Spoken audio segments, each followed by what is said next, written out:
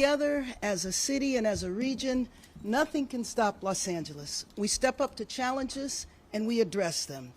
24 hours ago, we announced there was a killer on the loose. Now he is in custody. Right after the conclusion of yesterday's press conference, my office was able to convene more than 400 people representing city departments, housing service providers, regional agencies like the Los Angeles Homeless Service Authority, and elected officials at the city and county level to ensure that they would go out about the threat facing our unhoused community and let individuals know of the threat. Let me be clear, this rapid mobilization was the result of relationships that have been forged and strengthened over the past year as we work to confront the homelessness crisis. And when we come together to address an emergency and another challenge emerges, we are able to act quickly and effectively to solve whatever comes our way.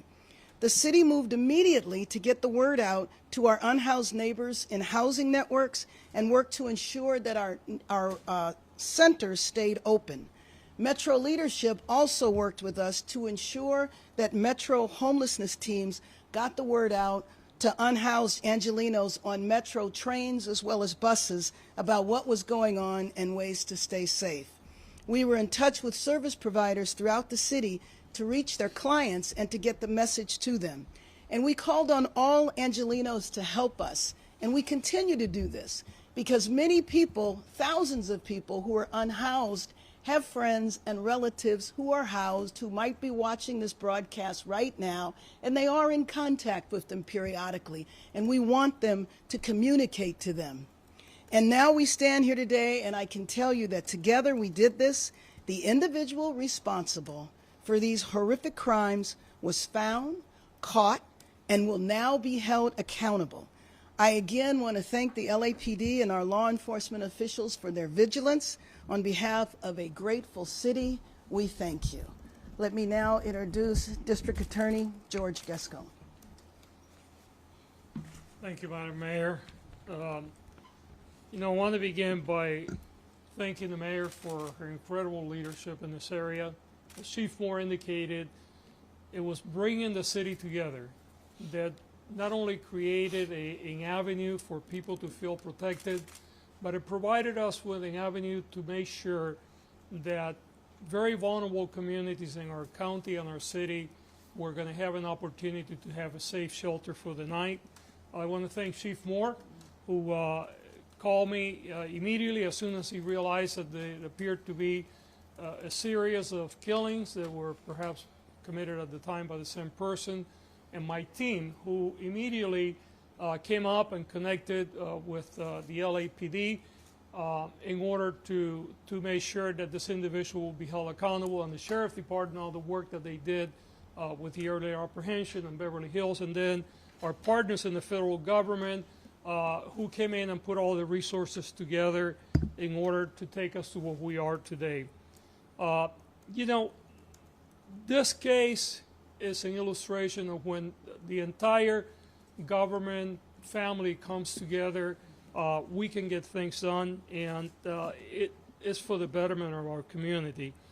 This person that allegedly killed one person every day for 4 days, just think about that for a moment. The day of his fourth killing, he was arrested. The swift actions of law enforcement undoubtedly saved lives this week. Chief Moore quickly developed a task force and connected with law enforcement agencies throughout the region to share the knowledge and the resources. And together we were able to solve the case and put our mind at ease. Without the collaboration and tenacity of the law enforcement agencies that came together, we would have undoubtedly faced even more lives lost and families enduring the unbearable grief.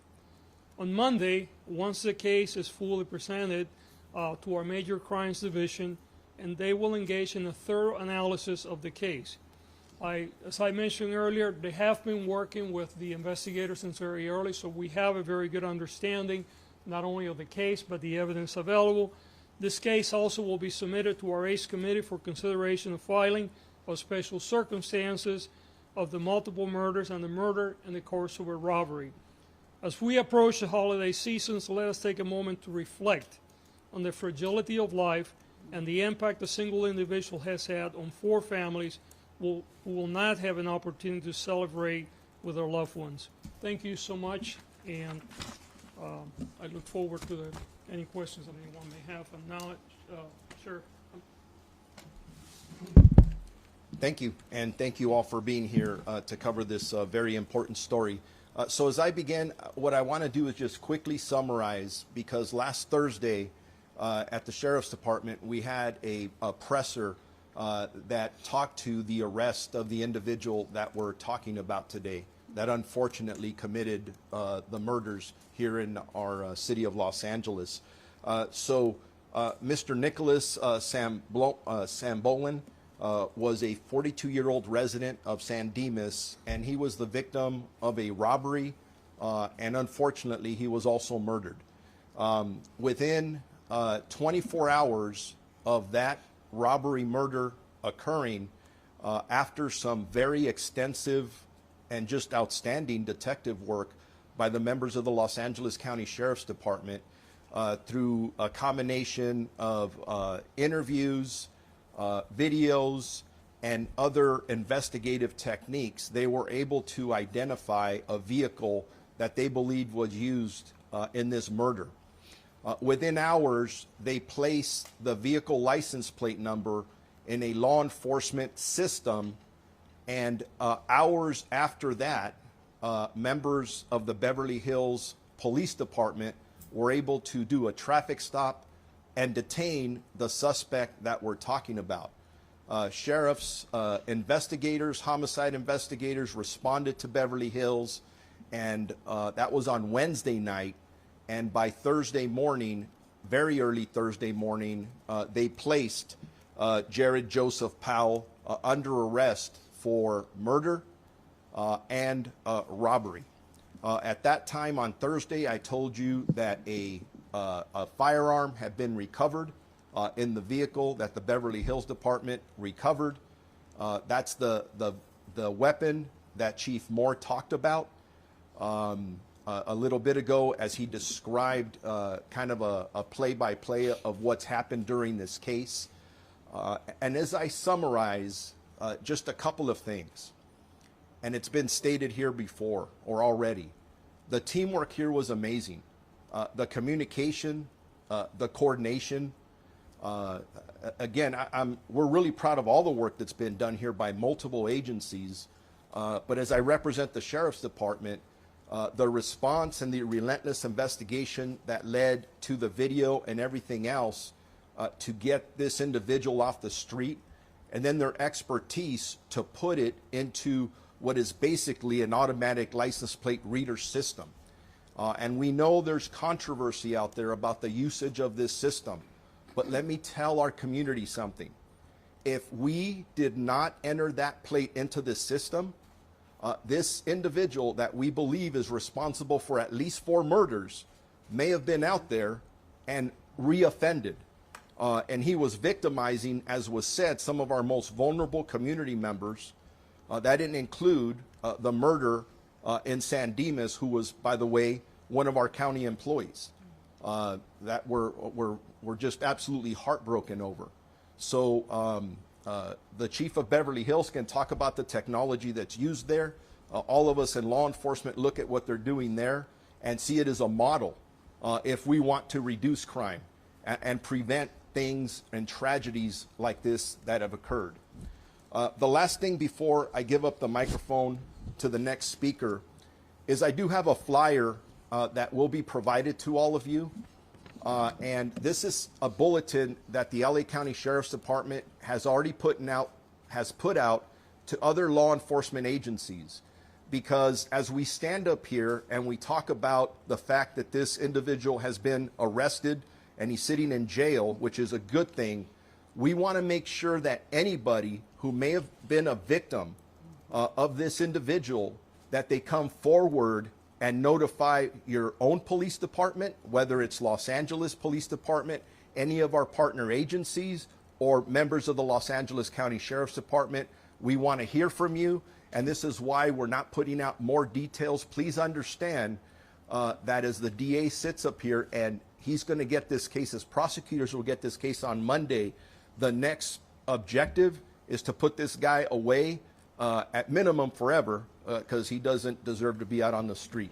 So those are the end of my comments. I'll be around at the end for any questions that may come up. And now I'm honored to introduce the Chief of the Beverly Hills Police Department, Mark Stainbrook. Thank you.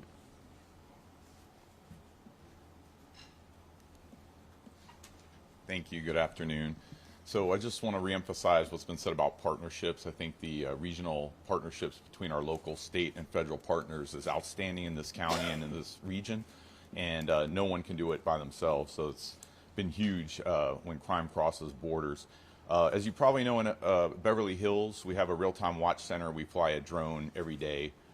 We have 50 ALPRs, automated license plate readers, around the city in strategic locations. And we have over 2,400 cameras that are monitored 24 hours a day and kept recorded for over a year. So we're able to provide a lot of information sometimes on different crimes. In this case, on Wednesday night at about 9:15, the suspect vehicle entered our city. ALPR alerted the real-time watch center. And between the great job of our dispatchers and our virtual patrol officers, they were able to direct officers in to where the vehicle was, stop that individual and take him into custody safely, which I think is very important because he wasn't complying initially with the instructions the officer gave him. So I'm just very proud of my officers and my staff, and thankful for all the great partners we have up here. Thank you.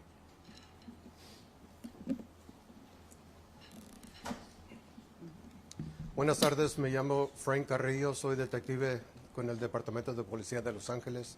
Estoy con la unidad de robos y homicidios. Soy uno de dos investigadores principales en este caso, pero quiero ponerle más atención a nuestros socios que trabajan de homicidio en las divisiones sur y central, que realmente ellos comenzaron las investigaciones. Comenzaron en la parte sur y central. Ellos hicieron toda la investigación antes de llegar con nosotros, ya juntos. Trabajamos juntos para identificar el sospechoso, el vehículo que se presentó ayer enfrente de ustedes. Es imposible que repito todo lo que todos dijeron, pero estamos muy agradecidos trabajando junto con la oficina alguacil, nuestros compañeros. El sospechoso que está arrestado es el mismo sospechoso que cometió los 3 homicidios en la ciudad de Los Ángeles, igual que cometió el homicidio en San Dimas con los sheriffs. La investigación es algo muy complejo, muy difícil para explicar, pero con la cooperación de juntos podemos llegar con la identificación del carro que se localizó en la ciudad de Beverly Hills. Ya llegando con el carro y el sospechoso es cuando nos dimos cuenta que estamos mirando el mismo tipo con los sheriffs. Juntos vamos a presentar el caso con la oficina fiscal este lunes y esperamos de que juntos le van a poner cargos de 4 homicidios más otros cargos que se están investigando. Gracias.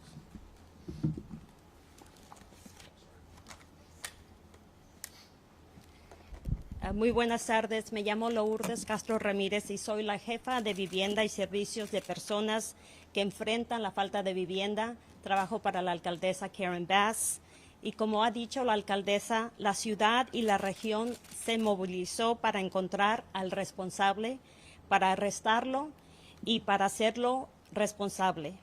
Gracias al gran trabajo de la Policía de Los Ángeles, gracias al liderazgo de la alcaldesa Bass, inmediatamente, como sabemos, ayer ella ordenó a nuestra oficina de Housing and Homelessness Solutions que activara a todas personas, a todas las organizaciones, a tomar este caso con urgencia.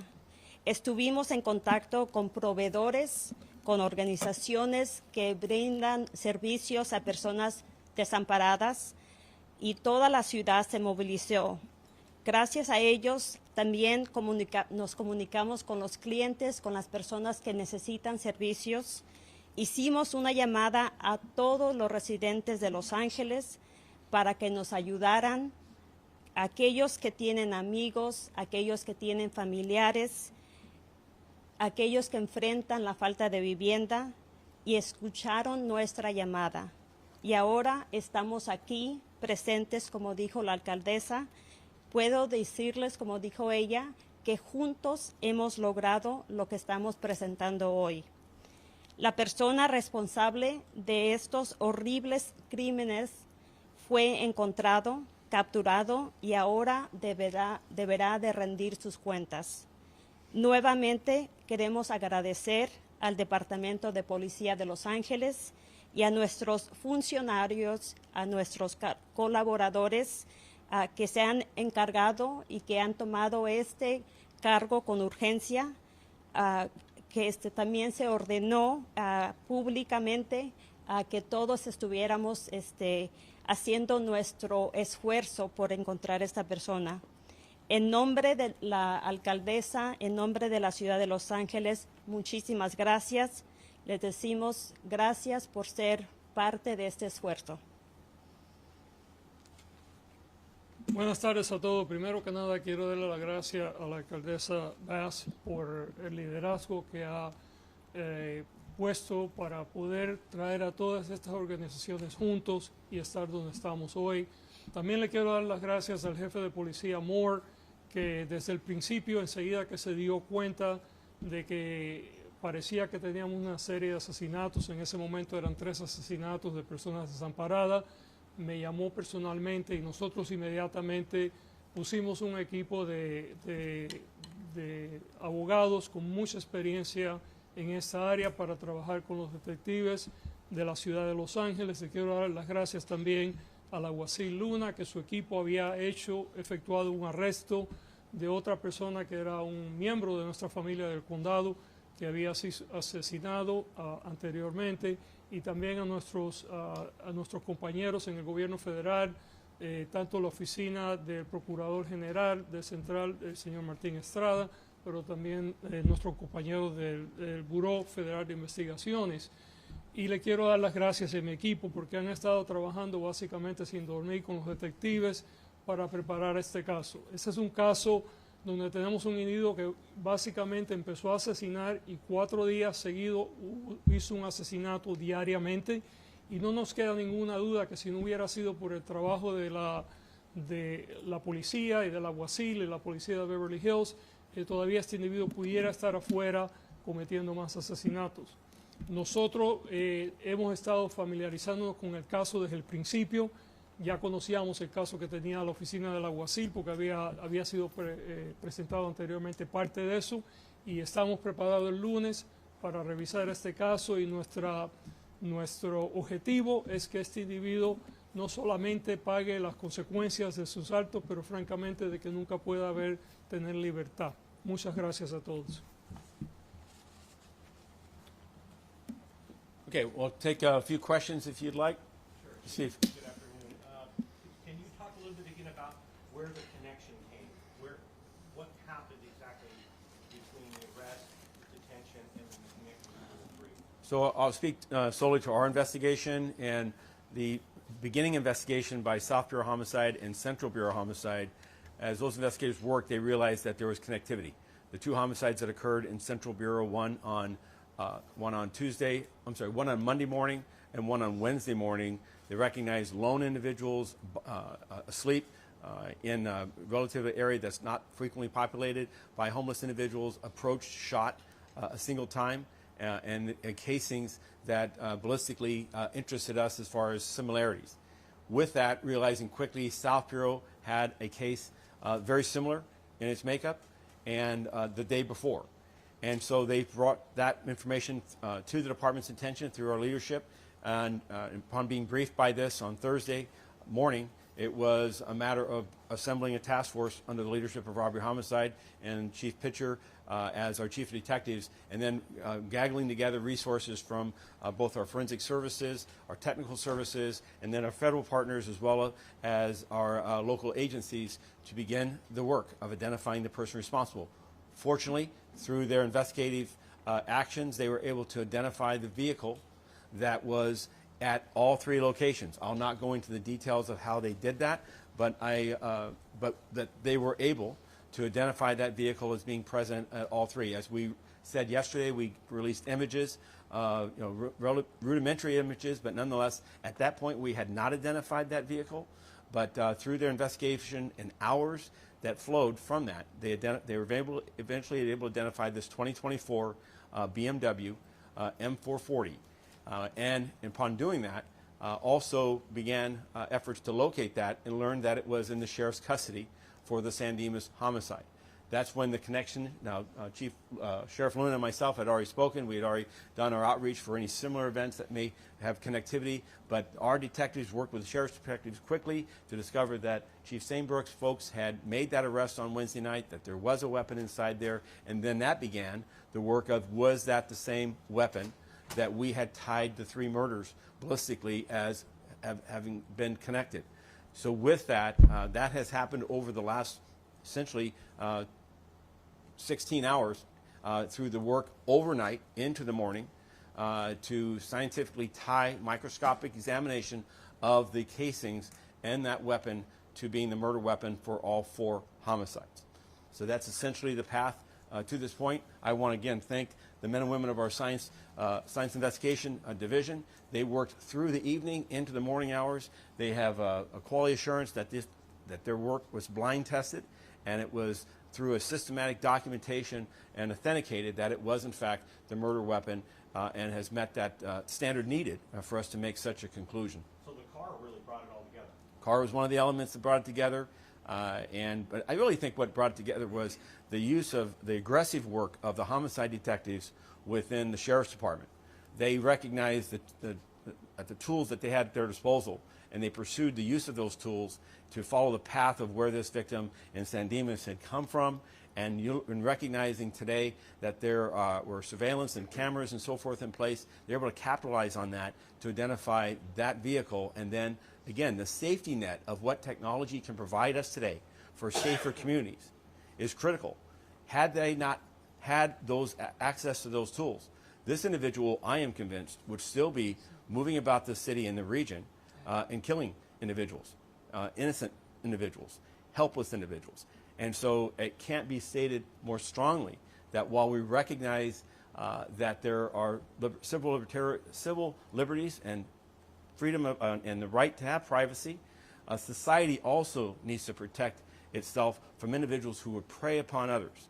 And the use of license plate readers, the use of closed-circuit cameras in public places with the right governance and the right controls can be critical and the linchpin to help us have a safer society. Sheriff Luna, I have a question for you. Just a second. About the, if you had any data about how many people utilized the shelters last night and how many people heeded the warning? We don't have that data yet, but we will. Estimate of any kind of how many people?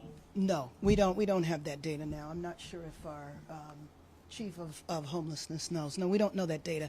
But I do want to tell you, though, that those centers are still open, and we anticipate family members still talking to folks. And if people come inside, that is our overall goal.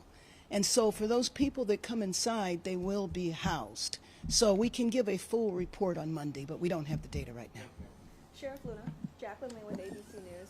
What makes you believe there are additional victims out there? Although I don't have any information right here in front of me that there is, the possibility absolutely exists. If you think of the crimes that this individual had committed, we're talking about 4. Based on his criminal history, he didn't just start doing this a week ago. So this is why we're using you as a partner to make sure that with his picture and this information, if anybody believes that they may have been a victim of a crime and this individual perpetrated it, you need to contact us right away. Because at the end of the day, we want to make sure that if he did commit other crimes, that he's held accountable for each and every one of them. Has he made any sort of comments since coming into custody? I'm not going to get into those details at this point. Again, as much as all of us want to share with you, at the end of the day, we turn the case over to the district attorney, and we hope that it goes as great as it does, and that means that the man gets a fair trial with a jury, and we're not trying the case right here in front of the cameras. Sheriff, can you talk about any possible connection between any of these people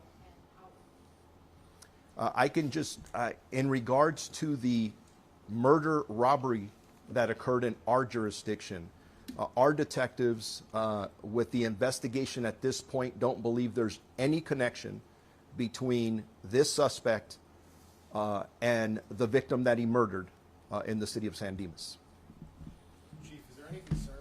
Is there any other violent crimes against the homeless people in this city? Unfortunately, not. Is there any concern there? Any unknown murders, assaults, also connected to this individual in the past couple of weeks? Oh, absolutely. We are very concerned, as the sheriff has indicated. This individual has a criminal history. He is a convicted felon. He has violence in his background. We'll not go into the details of that. That violence is not most recent. It's some years back.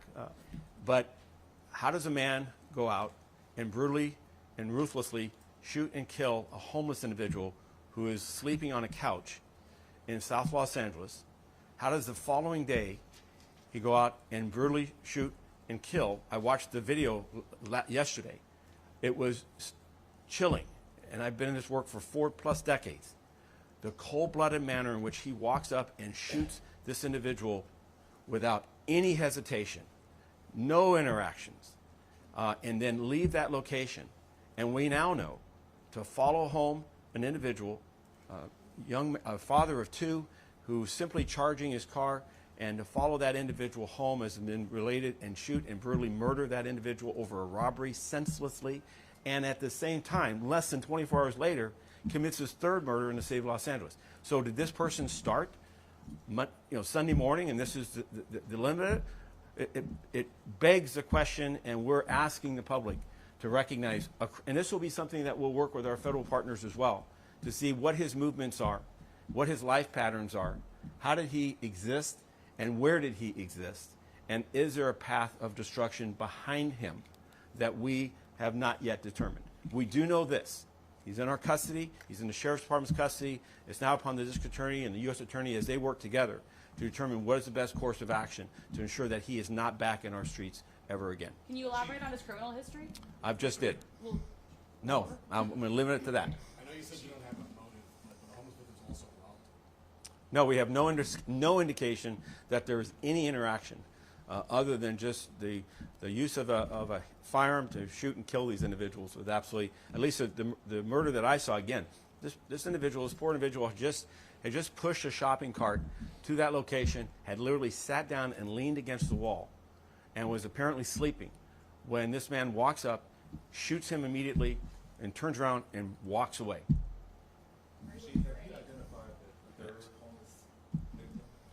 We will do that later today. We just want to make sure that we had the next of kin, the family members that were made aware. And I want to verify that. And as of yesterday afternoon, we had not. And I'll follow up with our media relations, and we'll update that bulletin with that individual's name. We have worked with the coroner's office. We do have his identity. Yes. Chief, are you looking for anybody else? At this point, our investigation has identified this individual we believe responsible.